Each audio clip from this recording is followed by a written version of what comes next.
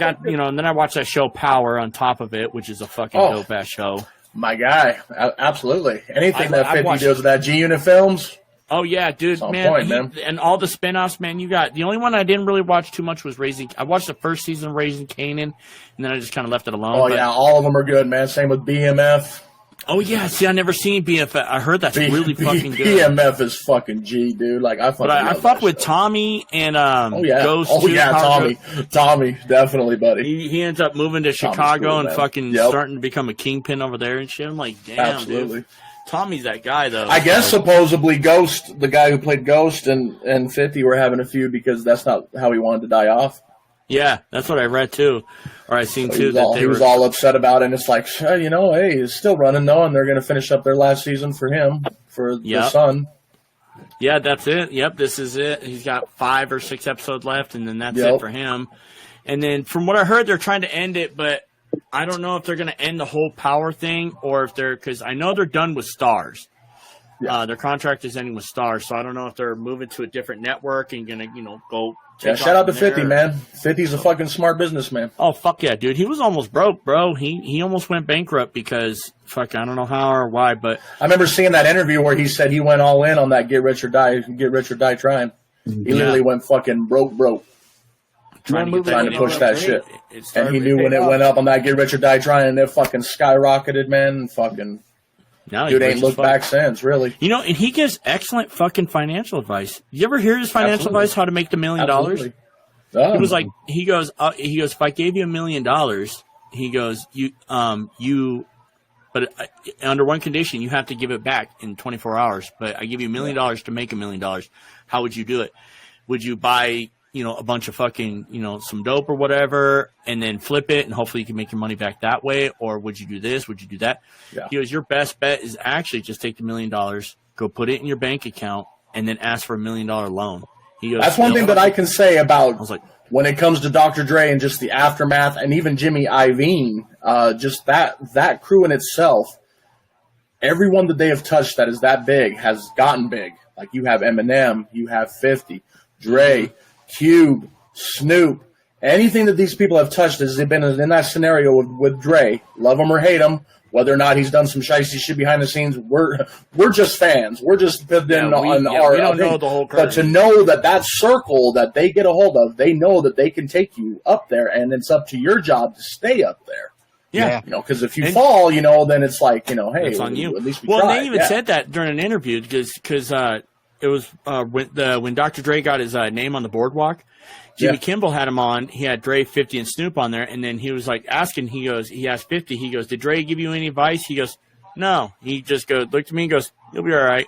And so 50, he knew what he had to do, and he fucking did good. Snoop's making moves all over the fucking place. Because there's people around them, right? Because there's them people around them that are still good in our eyes, but behind the scenes and stuff.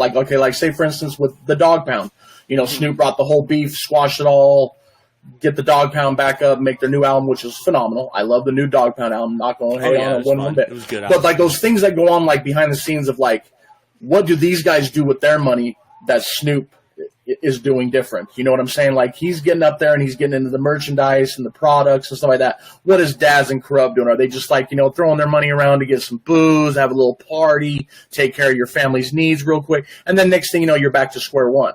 Yep. Unlike these people like Snoop and Dre and Eminem and stuff like that, where they can invest into that money and be smart about it. Because a lot of these people that they have given that doorway to, they either stay low key or they end up spending up all their money. That's why when the game gets all upset and stuff like that, you got to wonder, what are you actually spending your money on, game, rather than what they're doing? Because obviously these guys are doing the right thing and investing in God knows everything from underwear to fucking water bottles. Even Eminem has his own fucking his own. But a lot of these artists, they don't want to put that money down to invest in that stuff. They're like, oh, I don't want to take that risk, so I'm just going to keep this $25,000, take care of my family, maybe pay the rent for about 6 months to a year. But then next thing you know, you got to hurry up and come out with hopefully a banger. Otherwise, you ain't going to make no money.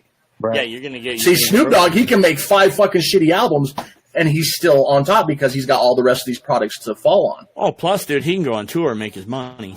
Tour, yeah. You know, that's what a lot of them 80s. That's what a lot of them 80s and 70s fucking artists and stuff do. You know, you still see Blue Oyster Cult out there fucking bucking out shows and shit, man. Yeah. I mean, if you got a good enough, you know, like say your later shit's not that good, but your earlier shit's good.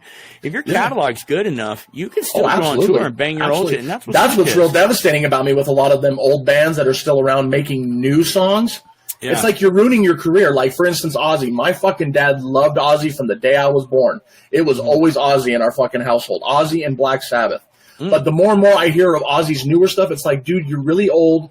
Pack it in, bro. Pack it in. Just relax. Kick it. Because you're leading down a new era path where people are listening to the new stuff. And yeah, some of the songs are still Ozzy, but it's just not Ozzy. And so like this new genre is going to be like, well, this old man sucks. When the fuck did he come out? And then they're not even interested in your old catalog. So if you stick with that fucking banger shit, that's always going to be there. Because Crazy Train's fucking still played to this day in stadiums and fucking shit like that. So, I mean, that guy can easily go on tour, which now he can, and make the money. But it's just, man, when these new albums are coming out, it's like, you're not quite there. Like, same with Metallica. I always was a firm believer that as soon as they shaved their fucking hair, man, and cut it, is when everything went south, man. Because when they had the hair, man, I mean, that's fucking Metallica, dog. Yeah. In my opinion. Like, as soon as the Black Album, dude, it was like, done. Like, I like a couple songs, and that's it. Right. You know, and then, and then who was it? It was Ozzy who just jumped. They even did it with ZZ Top. They're fucking, one of the bearded guys fucking dies, and you're still going to go on tour with a replacement? People know ZZ Top as the two bearded motherfuckers, man. Yeah, the long bearded fucking guys. That's what they're known for. That was their gimmick. Like, it should have been done right there. As soon as he passed away, it's like, all right, cool. We have our old catalog. We're still going to make money. We're done. We're done. You don't see TLC doing anything anymore. Right. It's the same with Journey. Okay. Journey, I don't like that. I don't like that new singer that they have on tour and shit like that. I mean, it's fucking that's not Journey, fucking dog. Bradley passed away. They just went and got another. That I will give with that. Yeah, Sublime. They actually had that one guy at one time, and I wasn't feeling that. But now they have his son, the singer's son, on there, and he sounded pretty damn good. What, Bradley? I give him prop on it. I believe that's who it is. The one that's the main singer from Sublime. Yeah, the one who passed away. His son. Okay. Is now the singer, and I mean he's sounding just like Daddy compared to the other guy. I'm gonna have to look into that because I did not know that. I know they've been around for years and years. Oh yeah, since I was a little kid. Sublime, man. I remember back in the skate park days, man. That was very heavily played, man. Very heavily. Fuck yeah, dude! Because they were punk and like punk reggae. Fuck yeah, so man. Like, you go to the skate park, man, and you hang out with all these random ass fucking skaters, man, doing half pipes, full pipes like that. After they're done doing their session, we have bong sessions. You know, the cool thing about Sublime is that they were able to like touch on all kinds of different genres. You know what I mean? Yeah. But they had their genre and they kept it real solid with that punk kind of like the punkish sound. It was like their own lane. Yeah, they were in their own lane. And don't get me wrong, they weren't like so punk like, you know, they were like, you know, fucking like Sid and Nancy or, you know, Sex Pistols or anything like that. But they were like a mixture of like some Marley era with they had their own with the punk. Because when you think of punk, you're thinking of like Rancid and Black Flag and you know, like that, Misfits and shit. So they were like that calmer, soothing Bob Marley-ish type. Yeah, of punk. And you can't have even people who like my friend Damien. He's a really big time fucking metal punk. fan. And he knows his shit. Like he went down a rabbit hole with me one day, and he was, you know, putting this all out there, and I was like, damn, he went down a rabbit hole with me and told me all kinds of, and it was very interesting stuff. And they're actually a lot of these guys are very educated. And, and the cool thing about punk music is that it's revolutionary. Like it's revolutionary. Anti-political. Yeah, anti-political. It's like dare to be yourself.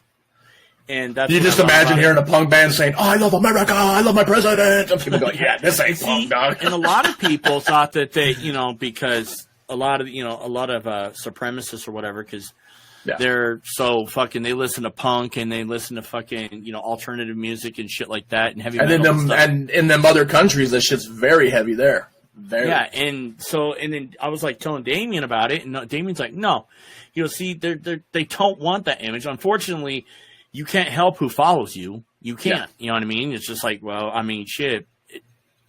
I don't know what to tell you. You know, they like our music. I don't know what to tell you.